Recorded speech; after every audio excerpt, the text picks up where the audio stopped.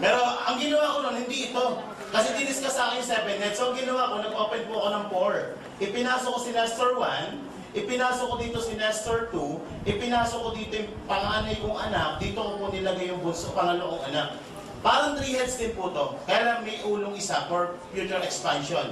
Ito yung una kong tinrabaho. Sabi sa akin ng impita, sir, 4 po kailangan nyo. Dapat ngayong buwan na to, magawa niyo po yan. 2 linggo, tapos na. Ang maganda nito, gumalaw to lahat. Right now, mahigit 7,000 po ang grupo dito sa side na to. Nung medyo gumaganda ang kita nito, nag-expand ako ng network dito. Ipinasok ko si Nestor 3, ipinasok ko po dito yung pagbunso kong anak, andito po yung wife ko. Ito, una ko nilagay ng tao para hindi magreklamo. Eto gumalaw din, malapit ng Millionaires Club to eh. 3,000 ang tao po dito. Nung medyo gumaganda network ito yung personal kong tinatrabaho ngayon, yung bunso kong anak. Kapag naglagay ako ng dalawa dito, let's say si A sa si B, ako nagtrabaho, dito ko lang nilagay sa anak ko, let's say si A sa si B. Direct referral bonus kay A is 500, direct referral bonus kay B is 500, meron din siyang sales match sa 1,500. Ang anak ko, magkano kita? 2,500. Tingin nyo, si Nestor 3, may pakinabang. Saan nilagay ko dito? Meron ay 3,000 dito. Ang daming points dito. So may 1,500, may 1,500. Si Nestor 3, may kita 3,000 pesos. Tingin nyo ito, meron? Ito yung super strong na tinatawag. So may 1,500, may 1,500. So ito, may kita magkano? 3,000 pesos. O, tingnan nyo po mga kapatid. Magkano kinita na total? Ang total na kinita po is 8,500. Alam niyo po, nung empleyado ko to, sweldo ko na iiwan sa isang buwan. Ito, kayang gawin mo ng 2 oras lang. Tama po ba? Pero kung kaya mo naman, ang 7 account, mas maganda kasi ang 7 account po, bawi mo na kaagad ang kapital. Kasi ang single account, kasi nag-open ka ng isa lang, ikaw yan. Ginawa mo rin yung ginawa ko. Kinuha mo si A, kinuha mo si B, may 500 ka dito, tama po ba? May 500 ka dito. Meron ba sales match? 1,500. Magkano kinita niyo po? 2,500. Matanong ko po kayo, ang ginawa niyo ba at ang ginawa ko parehas lang. Pero ang resulta at ang resulta ko magkaiba. Tama po ba? Do the right things on the first time. Kung nagustuhan nyo, tandaan nyo sa negosyo, pinag-uusapan ng ROI, Return of Investment. Mas maganda po ito kumpara dito. Pero dito kikita ka rin. Pero hindi ka gaano yayaman.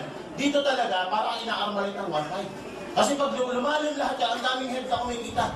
Kaya po dito, may nag-100,000 per day. Kasi ganito ang ginawa nila, 7 account. Ang investment po ng 7 account, pito ng 7,980 or 55,860. Pero pakikita ko po sa inyo, rate of return nito. Dito sa pito na yan, yung 6 niyan ay nakadirect po dito. Kung itong 6 niyan, consider sales nito. May 6 na 500 yan, 3,000 kaagad ang babalik. May mga sales match din sa loob ng account na yan. 5 sales match, may babalik sa inyo 7,500 total. Nababalik sa inyong commission sa 7 account is 10,500. Wala ka pa nilalagay ng tao ha. Ipinasok mo lang 7 account mo, may 10,500 ka nang babalik. May produkto po kada isa niyan. Ang produkto kasama niyan 6,000 pesos kada isa. Multiply by 7 accounts, 42,000 ang produkto. Pag nabenta ang produkto ko, 52,000 ang bumalik. 55 ang puhunan, 52 ang bumalik. Magkano yung nahabol mo? 3,000 na lang. Tama mo ba? Lagyan mo ngayon ng tao. 8 tao ang kailangan dyan. Magkano kikitain mo pag nilagay yan? Yang 8 yan. Kapag nilagay mo dito, itong 7 account mo, may kitang 22,000. Alam niyo po ba itong 55 milyon ko nakalagay sa bangko at the rate of 5% para kumita ng 22,000, 9 na taon na higit. Humanap ka ng bangko, may 5%. Wala na pong ganun. 2.5 na lang. Time deposit pa yon. Pag naka-savings ka, 1% lang po yan per annum. Ibig sabihin, ito kikita na ng 55 pesos sa taon. Paano kikita ng ganito? Ito kayang gawin mo ng isang buwan lang. Tama po ba? Ang tanong, nagustuhan niyo po ba ang negosyo? Yes! Nagustuhan niyo po ba ang kitaan? Yes! Problema po ba ang kapital? Yes! Dipindot ba kayo? Alam niyo po na naimbita po ako dito, problema ko rin ang kapital. Kaya lang, sabi nga, pag gusto, maraming paraan. Pag ayaw, maraming dahilan. Ito pala pindutan, projector ko pala gamit. Alam ko nasa taas. Anong ginawa ko? Wala akong kapital. Alam niyo bakit wala ang kapital ko? Ang asawa ko po walang trabaho nung naimbita ako dito. As ang mga anak ko nag-aaral, 3. So, kulang na kulang talaga kinikita. So, anong ginawa ko? Nagpunta po ako ng London. Alam niyo po yung London? Loan dito, London. Utang sa Bombay. Pero alam niyo po, hindi ko po kinahihiyan pang utang niya kasi for the past 4 years na ginagawa ko to, more than 10 million na po ang kinita ko dito. So, gusto niyo ba mangyari din sa inyo yun? Okay, paano natin sosolve yan? Tapatan po tayo ngayon 2010, namumblema ka ba sa kapital? Balik kami yung 2005 mo. Noong 2005 ba, yan din ba ang problema mo? O tingnan niyo mabuti mga kapatid, 5 taon na po ang nagdaan sa buhay natin, ang problema mo di nababago. Pag may problema, may solusyon.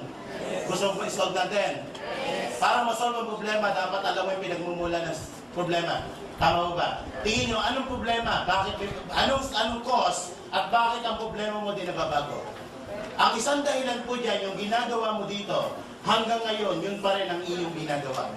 Tama po ba? Sabi nga, if you always do what you always done, you always get what you always get. So, anong dapat gawin? Change. Tama po ba? And for things to change, you have to change. Tama po ba? Kailangan magkaroon ka ng konting pagbabago kasi kung itutuloy mo yan for the next 5 years, darating po ang 2015, yung problema mo ngayon, darating to, yan pa rin ang problema mo. Tama po ba? Walang pinagkaiba po yan sa isang drum na may pumapasok na tubig. Tingin nyo, mapupuno hindi. Paano kung butas ang drum? O, listen, ito po yung nangyari sa atin for the past 5 years. Kumikita ka ng 10,000, gumagastos ka ng 10,000, may savings wala. Kung ito ang senaryo ng buhay mo, kapatid, medyo maalarma ka.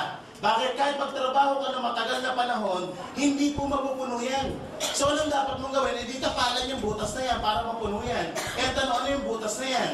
Yan po yung tinatawag natin mga needs o mga basic needs. Ano yan? Andiyan po ang pagkain, mga utilities, ilaw, tubig, telepono, upa sa bahay, apartment, tuition. Ang dami niya mga butas. Minsan may mga emergency pa, malalaking butas. Ang tanong, pwede bang tapalan ng butas para mapuno? Anong yes? Pwede ba wala mo ng pagkain? Mabubuhay ka ba sa oxygen lang? Mga anak, inhale. Pwede ba yun? Pwede ba naki-schedule ang pagkain ng mga anak nyo? Mga anak, cost reduction tayo ha. Ang kain nyo, MWF lang ha. Kami ng dati po, TPHS. Pero ano po si Lola? Every Sunday nyo lang. Pwede ba yun? Hindi pwedeng tapalan ng butas. Tama po ba? So, ang point doon, kapag dito ka nakapokus, ang tawag yan is scarcity mentality, pilit mo kinukontrol to na hindi mo naman kayang kontrolin. Bakit ang nagkocontrol po dyan is outside world? Kahit mag-rally ka araw-araw sa Malacanang, hindi bibaba ang presyo ng bilihin. So, anong dapat mong gawin? Kontrolin ang bagay. Ngayon 2010, ang kukontrolin mo yung bagay na kaya mong kontrolin. Ano yun? Itong kinikita mo. Walang pipigil sa'yo na magdagdag ng kita. Tama po ba? Let's say, pinasok mo yung 2010 ng IM Global, ang negosyo ng IM Global. Inaral mo for 4 months. After 4 months, nag-generate ito sa iyo ng 40,000 kada isang buwan. Ito na ang senaryo ng income mo. May part-time ka na 40, may full-time kang 10. 50 ang pumapasok, 10 ang ginagastos. May savings, wala. At pag may savings, mapupuno hindi. At pag napuno, pwedeng umapaw? Pag umapaw, ito na po yung pinakamasarap na parte ng buhay mo. Bakit pag umapaw mo ng gastusin, ilagay mo sa isang mas malaking lalagyan? And your money makes money. Tama mo ba? Bakit? Yung perang nilagay mo dito, mas mabilis mapupuno to. Bakit kumikita uli yan, nag-generate uli ng income yan? Tama mo ba? At pag napuno yan, ito yung nakukuha ng pamilya natin. Ano yan? Wants. Iba po ang wants sa needs. Ito yung masarap na parte ng buhay natin. Gusto mong pagkain, gusto mong kotse, gusto mong pag-aralan ng anak mo, gusto mong doktor pag may sakit ka. Pag medyo maliit po ang kinikita natin, hindi po yung gusto natin na nasusunod. Kundi yung gusto nito, na ipakain sa anak mo. Yung gusto niya na tirahan mo, yung gusto niya ospital para sa'yo. Nangyayari hindi. Bakit maraming pila sa mga public hospital kumpara sa private hospital? Kasi ito ang may gusto, hindi ikaw. Napipilitan ka sumunod dito. Nangyayari hindi. Subukan pumunta sa mga restaurant na mamahalin, na yung pera mo 100 lang. At tingin mo sa presyo saan? Hindi ka nakatingin sa menu, nakatingin ka sa presyo. Di ba, match meal naman ito, tama. Pag tingin mo sa presyo, eto, 40 yan, extra rice. Di ba? Sa pag ito na puno, ito yung tinatawag natin mga dreams. May mga pangarap po ba tayo? Yes! Nangarap ka ba ng magandang sasakyan? Yes! Magandang bahay? Yes! Malaking savings? Yes!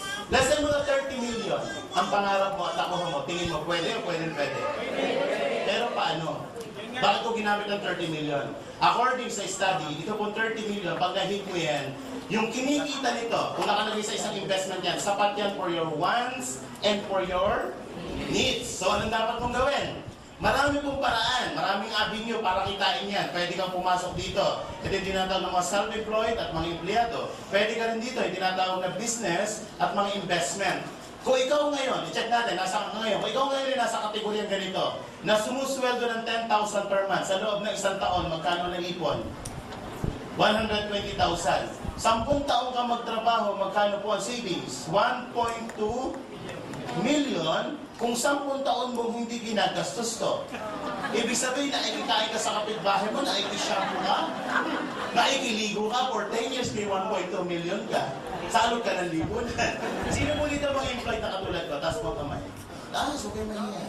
Okay, lalaki ko rin natin. Sir, ilang taon na po kayo? 28. Ilang taon na po kayo nagtatrabaho, sir? 28 din? Incarnate ba, sir? Ilang taon ka nagtatrabaho? 6 years. Ang tanong, nakakayo ka ba ng 10,000 per month sa loob ng 10 na taon? Okay, sir. Ang goal, ang pangalan mo, sir? Josh. Okay, anong pangalan? Josh. Ang goal mo ngayon, Josh, bigyan ka ng target ha. Ang goal mo ngayon 2010, dapat na-hit mo yan. Ang goal mo is to hit 30 million. So simula June, Josh, i-save mo yan. Para pagdating next year, June, meron kang 120,000. 10 years, 10 working years, ibig 38 ka, may 1.2 million ka. Ang goal mo is 30 million. For 10 years, may 1.2 ka. Ito ang goal mo. Ibig sabihin, mahihit mo yan. Kung ito ang iniipon ng per month, mahihit mo yan at the age of 328. Ito si Abraham, Diyos. Kaya hindi. Anong point? Hindi ko inaapi ang pagiging empleyado kasi more than half of my life andito ako. Gusto ko lang po ipakita sa inyo na kapag naandito ka, you are just working. For your needs, you're not working for your fortune or for your wants. So, anong dapat gawin? Kapag isang lugar ang gusto mong puntahan at hindi kaya ng vehicle, mag-a-upgrade ka ng vehicle. Tama po ba? Parang ganito. Ang time limit mo lang is 2 hours. Pupunta ka ng Cebu. Pwede ka ba magroro? Hindi. O pwede ka magbarko? Anong dapat mo gawin? Anong vehicle na gamitin mo? Aeroplano. So meron kang iihit na ganito. Hindi mo kaya kuhanin dito kasi aabuti ka ng 328. Kahit laki-laki mo ng laki-laki restaurant, hindi mo kaya abutin yan. Tama ba? So ano dapat mo gawin? Pupunta ka sa isang isang lugar na kaya mo mahito. Bababa ka ng kaunti dito. You have to work part-time for your fortune. Sa negosyo, pag-usapan natin, kaya bang kitain ng 100,000 kada isang buwan? Ay, sisiw yan.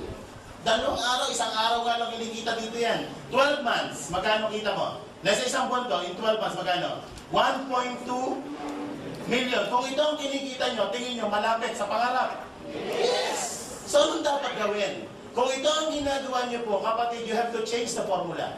Change the formula. O add the formula. Hindi mo kailangan mag-resign. Alam niyo po, for more than 2 years, ginawang part-time ko. Nag 200,000 ako, part-time pa ako. Nag-resign na lang po ako kasi nahihiya na ako. Alam niyo bakit? Pagdating ng payroll doon, puro absent ako, natira sa 3,000. Eh dito, nag-10,000 per day ako. Sabi ko sa boss ko, boss, you're fired. Nag-resign ako. Pwede kang mag-part-time. Ang kailangan aralin ito po, business skills and knowledge. Ito kayang pag-aralan 6 na buwan lang. Makamatan ka lang yan, libre yan. Upo ka lang dyan, matutunan mo yung business skills.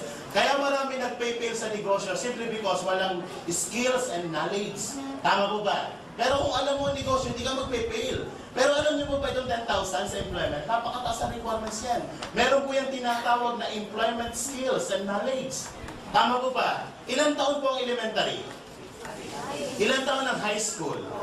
Ilang taon ng kolehiyo? Review board exam. Ilang taon kang nag-aral? 15 years para turuan ka kung paano kitain ng 10,000 per month. Yan ang tinuro sa atin for 15 years. Tama po ba? Eh, gross to. Ano unang binabawas dyan? SSS, pag-ibig, withholding tax, 2,000 na lang. Aabuti pa ng 3,000 yan. 2,000 na lang, magkano iwan sweldo? 8,000. Mamamasahe, parot pa rito, 100 per day, 3,000. Magkano na iwan sa sweldo? 5,000, kakain. Pwede ba may bagong kabayan? Paamoy naman. Pwede ba 100 per day na budget sa pagkain? Tipid na tipid yan. 3,000 ulit. Magkano na iwan sa sweldo mo? Ano pang gastos? May cellphone. Pag load, 1,000 ang load.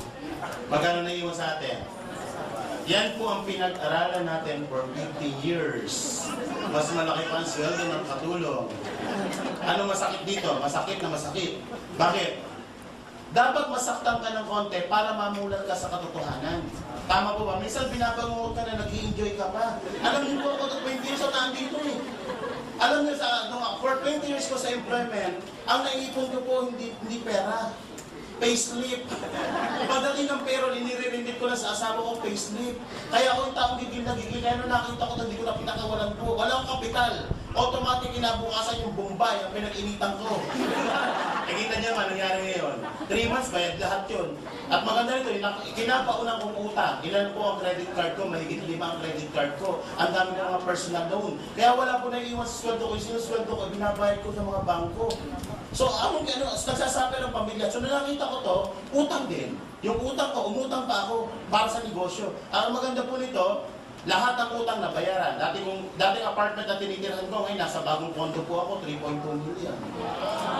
So, ang tanong, gusto nyo yung mangyari sa inyo? Okay. Anong dapat gawin?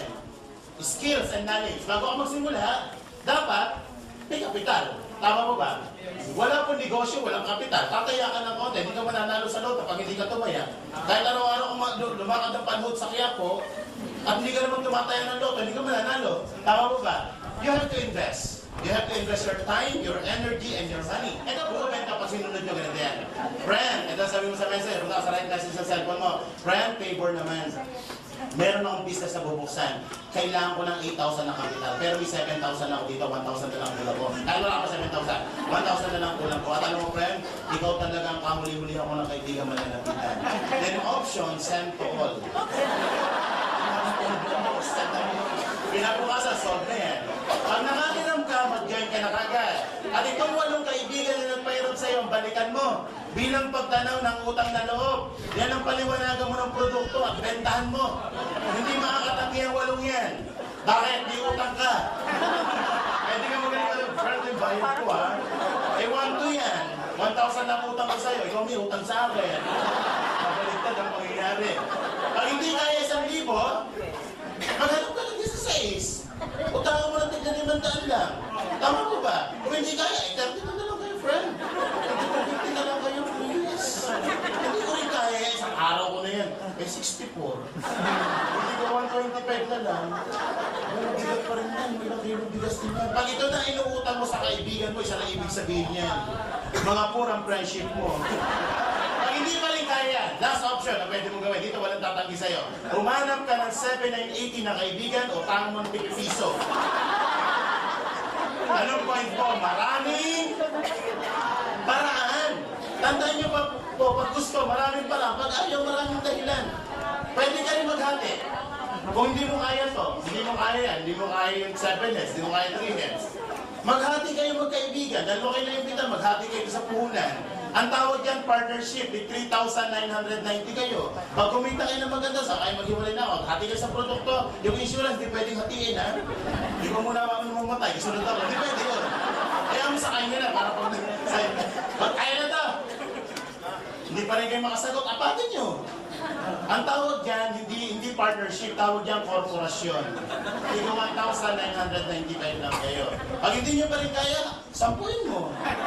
Hindi po korporasyon ang tawag dyan asosasyon. Asosasyon na mga walang pera. Ikaw ang presidente, kung nakaisip niya. 798 lang. Pag hindi pa rin kaya to, 100 hanapin mo. Hindi po asosasyon ang tawag dyan kooperatiba. Tigsi 79 pesos at 80 centavos na kayo. Kaya lang, pag kumita kayo ng 1.5, dahil 100 kayo, ang partihan nyo lang, tigigil lang kayo. Ay may bawas pa yan kasi may tax na babawasan, 10%. Withholding tax. Kaya may iwan sa cheque mo, 13.50. Pagpunta mo ng BDO, 3 valid ID pa kailangan. Pag hindi mo pa rin kaya to, abay kahabag-habag na ang buhay mo. Ito mas bagay sa'yo para matapos na ang paghihirap mo. Ano yan? Gulong, pasagasa ka lang. Bebiro po. Wala pa naman dyan. Medyo pinahihindi ko lang kayo ng konti. Alam niyo po ba? Kapag daw ikaw'y laging masaya, ang blessing mas mawapasok sa'yo. Tama mo ba? Pag kayo'y laging nakasimalmal, ano nakasimalmal? Baka ganito, yan po ba'y negative? Ang human aura na nire-release mo is negative. Ang blessing pupunta sa'yo, positive po ba? Positive po ba ang blessing? Negative attracts negative and positive attracts positive. Pag pupunta sa iyan, ang tendency ng yung aura mo is i-reject yan o tumalbog o umiwas sa'yo. Kaya dapat kahit may kaunting problema, ngumiti ka. Bakit? Ang aura mo is nagiging positive. Positive attracts. So mga biyaya sa'yo mapupunta. Tama po ba? Kaya pag may nakita ang ganitong klaseng tao, tabihan mo. Eh bakit naman? Negative yan. Para yung grasya tumatalbog sa'yo, punta. Mabilis lang po maging masaya. Dapat grateful ka lang. Kasi minsan kaya ka nagiging malungkot. Alam niyo bakit? Iniisip mo kasi mga bagay na wala ka. Para maging masaya po kayo, be thankful for what you have. Isa po sa requirements yan. In getting what you want, unang requirements, be thankful for what you have. Wala kang sapatos, putput na sapatos mo, magpasalamat ka, may paa ka. Ang dami mo ng paa, tama ba? Meron silang mabilis sa sapatos, wala kang silang paa. Kapag hindi nakakalakad, napaka-grateful mo. Yung magising po kayo sa umaga na humihinga ka, napakagandang blessing po niya. Tama po ba? Sabi nga, hindi daw po natin kasalanan ang isinilang tayong mahirap, pero ang mamatay ng mahirap ay kasalanan mo na. Bakit? Bakit mo naman sinabi, Nestor, yan? Marami pong isinisilang na mahirap yung mayaman. Tama po ba? Marami pong isinisilang na mayaman, nakikita mo minsan, mahirap na. So anong point doon? Kung iniisip mo na kaya mong yumaman, tama ka. Kung iniisip mo na hindi mo kayang yumaman, tama ka. Lahat ng iniisip mo, palagi kang tama. Sino po ang gusto maging mali? Taas po ang kamay. Ako lang nakataas, ayoko rin maging mali. So anong point doon? Yung nangyayari sa atin ngayon, yan po ang tamang ginawa mo dito. At ang mangyayari sa iyo bukas, kapatid, dapat tama ang gagawin mo ngayon. Sabi nga, yung ani, nagdidikta ng ani mo, yung tinanim mo. Tama mo ba? Magtanim ka ngayon, aani ka bukas. Huwag kang magtanim ngayon, wala kang aanin bukas. Magnegosyo ngayon, bukas kikita ka. Huwag kang mag-join, wala kang kita. Tama mo ba? Ang mangyayari sa iyo bukas, kapatid, nakasalalay sa decision mo ngayong hapon to. So make the best decision. Your destiny is not a matter of chance. It's a matter of choice. Pinipili po yan. Pinipili po ang pagyaman. Hindi po sapat sa pamilya ang pagmamahalan lang. Di ba napaka-pilosopo? Puro kay pera. Money is not the most important things in this world. Masaya na kami sa pagmamahalan at sa kapayapaan. Pwede ba yun? Pagmamahalan at kapayapaan lang? Subukan niyo pumila sa Jollibee. Ang dala mo lang pagmamahalan at kapayapaan. Pwede ba mabayad sa kahera yun? French fries, please. Pero ang pagmamahalan at kapayapaan. Itatabi ka ng gwardiya dyan. Tama po ba? Pag may masakit ang anak natin, pwede ba dok nagmamahalan at kapayapaan? At meron ba po kami kapayapaan? Hindi pwede. Money is not the most important things in this world, but the lack of money affects the most important things in this world. Tama po ba? Mas masaya ang pamilya kung may kaunting laman ng bulsa mo. Mas marami kang matutulungan pag may laman ng bulsa mo. Marami kang charity magagawa. Marami kang magagawa kabutihan pag may laman ng bulsa mo. Money is not evil. The lack of money is evil. Nasa gamit mo yan. Parang kutsilyo. Yung kutsilyo, pag prepare mo ng food sa kusina, okay ang gamit niya. Yung kutsilyo, pansaksak mo ng kapitbahay. Hindi ibig sabihin bad yung kutsilyo. Ang bad yung ikaw. Tama po ba? Okay, so tapos na po tayo. Palakpak naman po dyan. Ayan lang, bago po tayo matapos, meron lang po isang kwento. Para saan po ang kwento? Sa lahat po na mag-jojoin at sa hindi mag-jojoin. Sa mga mag-jojoin nga po pala, tumatanggap po tayo ng cash, tumatanggap po tayo ng credit card, tumatanggap din po tayo ng check. Sa lahat po na magme-member, dito po ang daanan ng mga nagme-member. Room 301. May kahera po dalawa yan. Magpasama ka sa sponsor mo sa nag-imbita sa iyo. Sa mga hindi po magme-member muna, wag po muna makigulo doon. Hindi po yan ang daanan ng mga hindi nagme-member. Sa bintana po kayo dadaan. Kaya mag-join ka na. Biro po. Kaya ka naman, kahit hindi ka mag-join, may moral lesson po tayo natutunan. Tama po ba? Okay, ito po ang kwento. May isang pamilya umakyat ng Baguio. Kasama si tatay, si nanay, si ate, si kuya. Pinabukasan ng sasakyan ng pamilya, nakitang nahulog sa bangin. Grabe, patay ang buong pamilya. So sabi ng mga pulis, ano kayong dahilan? Bakit nahulog ang sasakyan sa bangin? So wala silang traceability kasi total rin ang sasakyan, patay lahat ng pasahero, gabi nangyari, wala nang asaksi. So sabi ng mga pulis, tanggalin na yung sasakyan na yan. Kaya lang nung tinatanggal, may nakita isang buhay.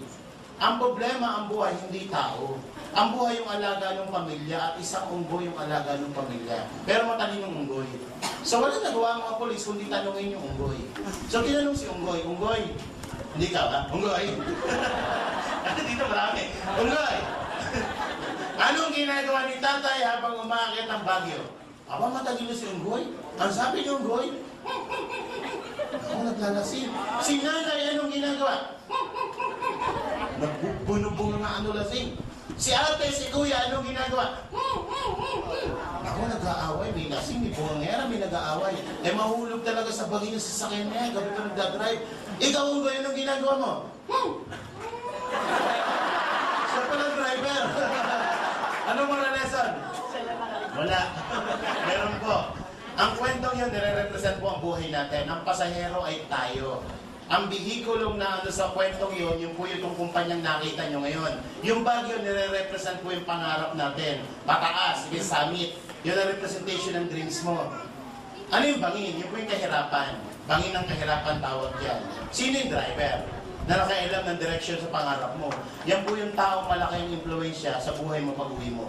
Pag-uwi niyo po ng bahay, o paglabas niyo ng seminar na to, ihanda niyo po ang sarili niyo sa mga taong kakabig ng pangarap niyo. Sinisigurado ko po sa inyo, paglabas niyo ng seminar na to, maikwento mo po naman yan. Naku, mami, ang ganda ng global payaman. Anak, gutom lang yan. Hindi nga po, sabi ni speaker, may yaman daw po, mag-joy lang. Anak, papunta ka pala. Babalik na. Sagutin mo na. Alam mo, mami, kaya nga ayaw kong punta ng pinuntahan niyo, walang nangyari. Tatawin niyo pa dyan. Pero po, kapag nanenegatives kayo na mahal niyo sa buhay, dali niyo po dito. Kaya ka nanenegatives niya simply because hindi niya nakita. Kung kapitbahay mo nagnenegatives sa'yo, huwag mong pakinggan. Bakit? Pag yumaman ka ba, sila ba sasakay sa kotse mo? Hindi. Tama. Di ba pag yumaman ka, ikaw mga ginawang pamilya mo? So huwag mong pakinggan ang mga negative ng buhay mo. Tama po ba? So sana po magkasama-sama tayo sa negosyo. Dito po sa yung global, may mabilis yumaman, may mabagal yumaman. Pero isa lang po ang sigurado, kapag nasa yung global ka, sigurado payaman ka.